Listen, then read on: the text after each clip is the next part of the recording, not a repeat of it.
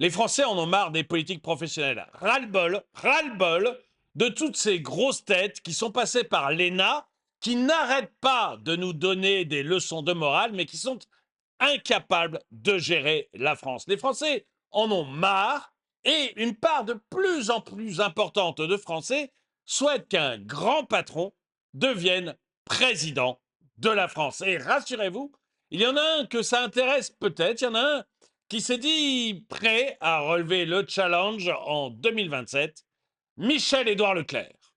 Bonjour et bienvenue dans cette nouvelle vidéo de DME en direct. Comme toujours, si vous n'êtes pas abonné, je vous suggère de le faire et de cliquer sur la cloche pour être prévenu lorsque je sors une nouvelle vidéo. Et vous devriez aller voir sur la boutique de la chaîne. Allez vite voir sur la boutique de la chaîne parce que aujourd'hui, je fais une offre exceptionnelle.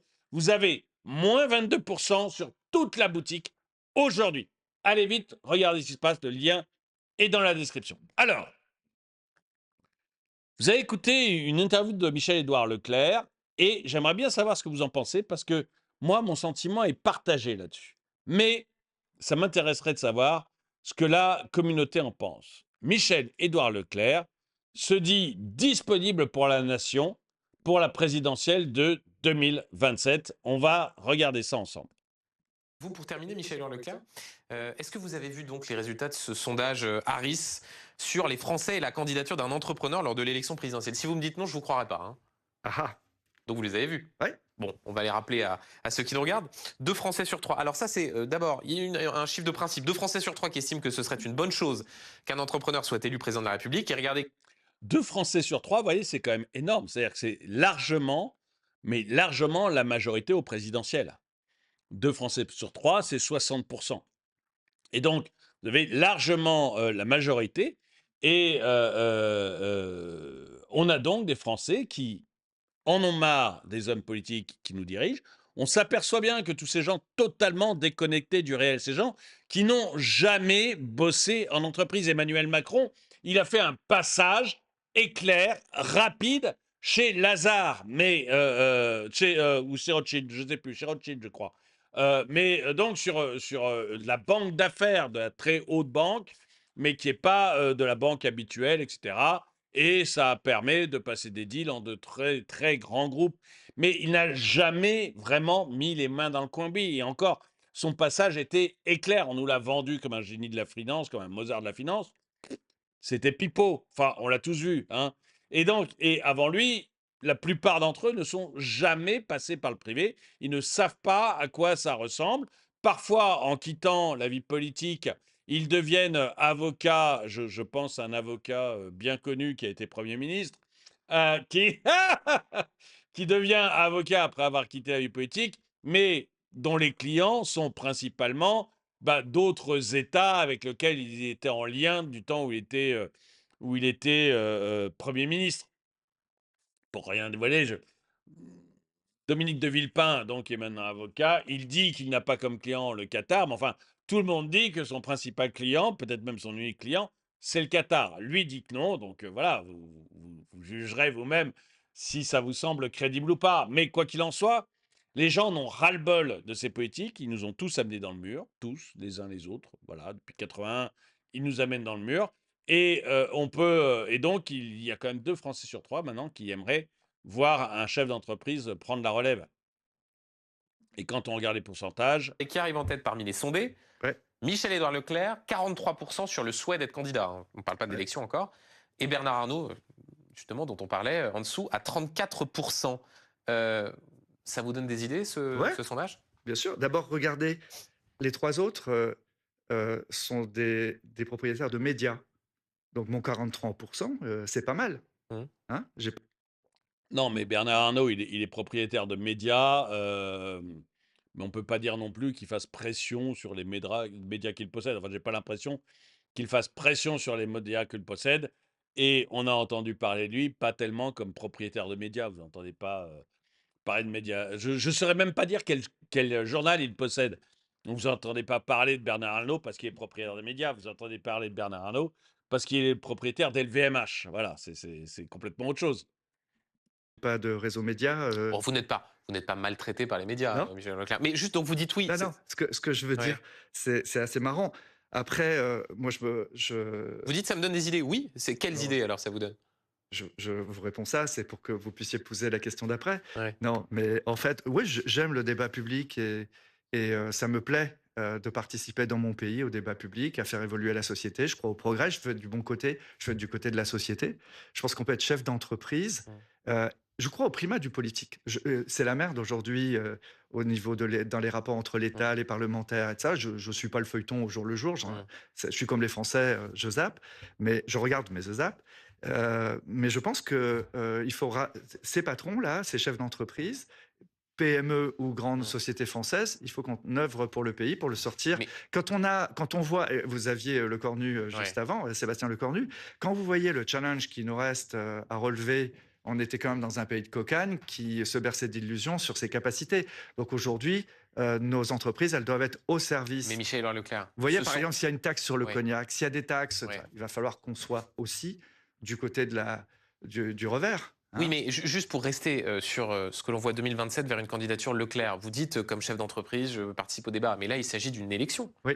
Est-ce qu'il y a un monde où vous décideriez d'être candidat à l'élection présidentielle en 2027? Ah mais je vais vous laisser la réponse ouverte, sinon je vous intéresse plus. Ouais. Donc ça fait partie des possibilités.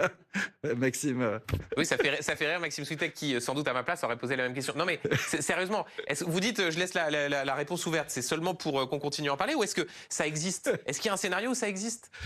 hem, qu'est-ce que je peux vous répondre? Je suis disponible pour la nation?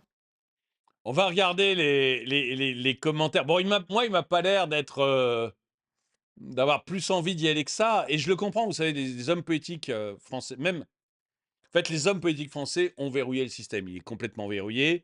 Et regardez, quand vous avez quelqu'un qui n'est pas politique, qui rentre dans la bataille, généralement, ça se passe très très mal pour lui. Regardez Coluche, regardez Bernard Tapie. Bernard Tapie, tout allait bien pour lui. Tout le monde lui foutait la paix, jusqu'au moment où il est devenu ministre de la Ville. À ce moment-là, on a découvert qu'il avait truqué un match de foot. Mon Dieu, quel horaire! L'OM contre Valenciennes. Valenciennes, toute petite équipe de rien du tout. L'OM, championne d'Europe, il aurait truqué le match. Alors tout d'un coup, ça devenait l'affaire nationale. Et puis après, on l'a écrabouillé autant qu'on a pu, et jusqu'à ce qu'on ait eu sa peau, quoi. Donc, je ne soutiens pas particulièrement Stapi. J'aimais bien sa gouaille et sa volonté de se battre. Mais il s'est fait laminer parce qu'il est rentré en politique. Coluche, bon, voilà.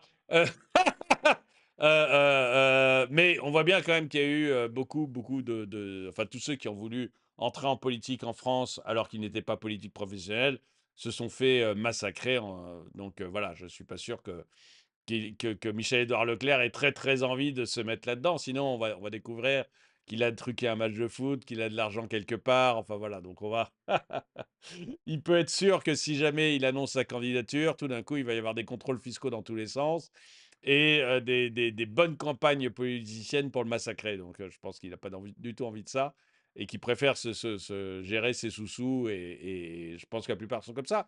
Mais donc, voilà, il répond pas directement et il a bien raison, mais j'aimerais bien savoir si voilà. On va regarder moi, il m'a pas l'air très déterminé à y aller, je le comprends parfaitement, et on va regarder les commentaires. Arrête ton char, Leclerc. Avec Bourvil, ah oui, j'aime bien ça, arrête ton char, Leclerc. Euh, Ça ira, pas besoin d'un dépouilleur d'agriculteurs à Fouera. Bon, j'ai pas de grosse promo sur le melon, nous dit Antoine Léaumont qui connaît quelque chose dans le melon, donc oui. Michel-Édouard Leclerc n'est patron de rien du tout, il n'est qu'une égérie médiatique. Édouard Leclerc propose des prix bas négociés âprement. Combien d'agriculteurs suicidés et de centaines de milliers de salariés de la filière agro précaire? Honnêtement, je sais pas, je veux pas rentrer là-dedans. Enfin, voilà, je sais pas. Tout ce que je constate, c'est qu'effectivement, il y a des gens qui disent que Leclerc pressurise les agriculteurs et leur tord le cou. Mais ce que je constate, c'est que Leclerc, c'est l'hypermarché où il y a le plus de monde. Donc visiblement, ça ne doit pas spécialement gêner la population française que Leclerc écrase les agriculteurs. Si il écrase les agriculteurs, je n'ai pas de, je ne sais pas. Mais voilà, je constate juste que la plupart des gens vont acheter. Euh, La nation n'est pas disponible pour toi, espèce de taxeur fou antilibéral. Ah, c'est vrai que Leclerc avait eu la volonté de remettre une taxe il y a encore peu de temps, donc oui. Le gars qui critique Arnaud, mais qui délocalise sa centrale d'achat en Belgique pour mieux contourner la loi française et toujours plus pressuriser les agriculteurs français. On en parle, on parle bien du même cafard. Ouais, je sais pas. Bon, visiblement, ça fait bien rire Louis de Funès aussi. Si elle est plutôt se faire en... Ah oui, ok. Facile, ce sera le bulletin de marque repère. Écoutez, voilà, moi ce qui m'intéressait, je vais vous laisser parce que visiblement les commentaires sont contre Michel-Édouard Leclerc. Moi, j'ai pas d'avis sur le bonhomme en lui-même. Faudrait J'ai vu récemment qu'il était pour une taxe et ça m'a un peu agacé. Mais en dehors de ça, je connais pas le bonhomme. Faudrait si jamais il avait un avis et si jamais il se présentait, il faudrait voir son programme d'une part et d'autre part, j'ai pas l'impression qu'il a vraiment envie d'y aller. Mais ce que j'aimerais savoir, c'est vous. Est-ce que vous êtes pour qu'il y ait un patron, un entrepreneur à la tête de l'État et qu'on dégage toute cette caste d'hyper fonctionnaires, de hauts fonctionnaires qui finalement n'a travaillé pendant 50 ans que pour elle, pour amasser des richesses, pour se créer des retraites hyper dorées, pour se créer plein d'avantages, mais en ruinant la France.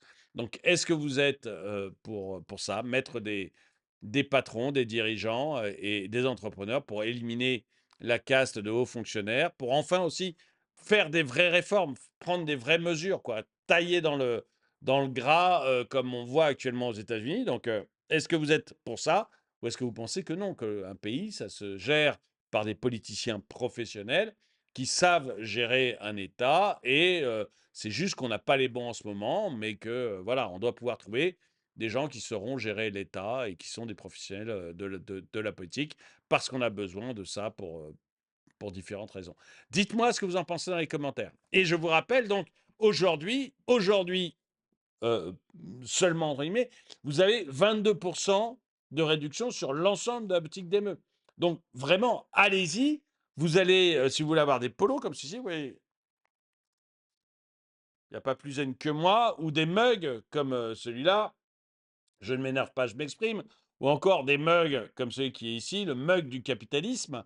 Il y a 7 logos différents. En vêtements, vous avez 240 vêtements différents, hein. Pardon, sur l'ensemble de la boutique, vous avez 240 produits différents.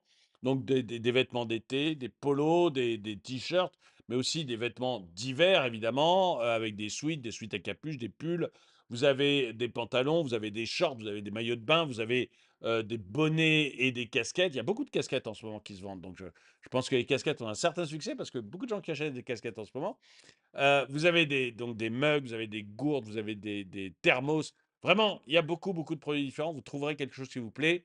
240 produits, 7 logos. Donc, allez-y, n'hésitez pas. Aujourd'hui, c'est vraiment le jour où il faut y aller puisque vous avez 22% de réduction. Quoi qu'il en soit, merci d'avoir regardé cette vidéo. Mettez-lui un pouce vers le haut, commentez-la, partagez-la. Merci à tous ceux qui soutiennent la chaîne. Et moi, je vous dis à très bientôt.